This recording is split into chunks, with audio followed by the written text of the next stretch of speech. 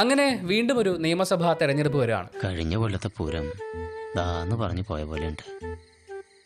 ഒരു കൊല്ലം പോയ പോക്കേ. Big boss ഫെയിമായ Robin രാധാകൃഷ്ണനും അഖിൽമാരാരും ഇത്തരം ഇലക്ഷൻ നിൽക്കുകയാണ്. കാലം അതല്ലേ മാഷെ. നമ്മൾ കാണുന്ന പുറത്തുള്ള കളികളുകൊണ്ട് ഇനിയുള്ള കാലത്ത് നമുക്ക് പിടിച്ചിരിക്കാൻ പറ്റില്ല. റോബിൻ രാധാകൃഷ്ണൻ കേരളത്തിലെ എവിടെ ഇലക്ഷൻ ജയിക്കാൻ സാധ്യതയില്ല. പിന്നെ ഞാൻ എങ്ങനെയൊക്കെ പറയണം. ഒരു പാഴ്വാസ്റ്റ് തന്നെയാണ് പുള്ളി. മറ്റേ ബിഗ് ബോസിനെ എങ്ങനെയോ പിടിച്ച് കയറിയതാണ്. അവമാനിക്കരുത്, ഞാൻ നല്ലൊരു കുടുംബത്തിൽ പറഞ്ഞവനാണ്.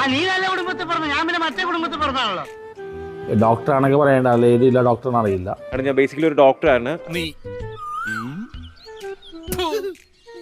എവിടെ ഇലക്ഷൻ നാൾ തോക്കുന്നു ഉറപ്പാണ്. ഒരു റീ എൻട്രിക്ക് ശ്രമിക്കുമ്പോ ആരംഭത്തിൽ അപമാനം. പിന്നെ അഖിൽമാരാണ്, അയാൾ ഈ റോബിനെക്കാളും ബെറ്ററാണ്. കുറച്ച് വിവരവും അങ്ങനെ സംസാരിക്കുകയും ചെയ്യും.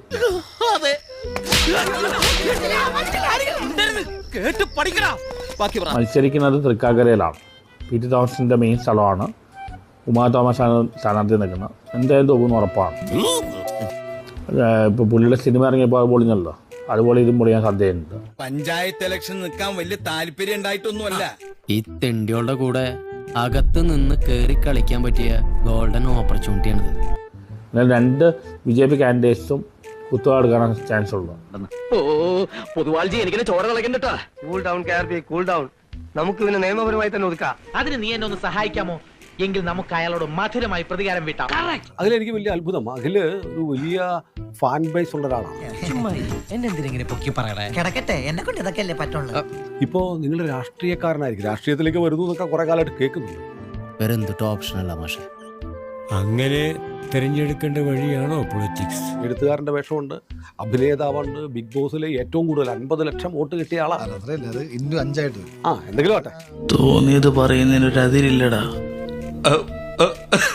ഏറ്റവും കൂടുതൽ പോപ്പുലർ ആയ ഒരാള്. ഇപ്പോ രാഷ്ട്രീയ പ്രവേശം ഒരു അത്ഭുതകരമാണ്. ഈ ബൈ ഇലക്ഷൻ തോറ്റ ശക്തൻ രാജശേഖരൻ മന്ത്രിസഭ വീഴും, നമ്മൾ ഭരണത്തിൽ കയറും. പിന്നെ 4 കൊല്ലം നീണ്ടു നിവർന്ന് കിടക്കല്ലേ ഭരിക്കാൻ.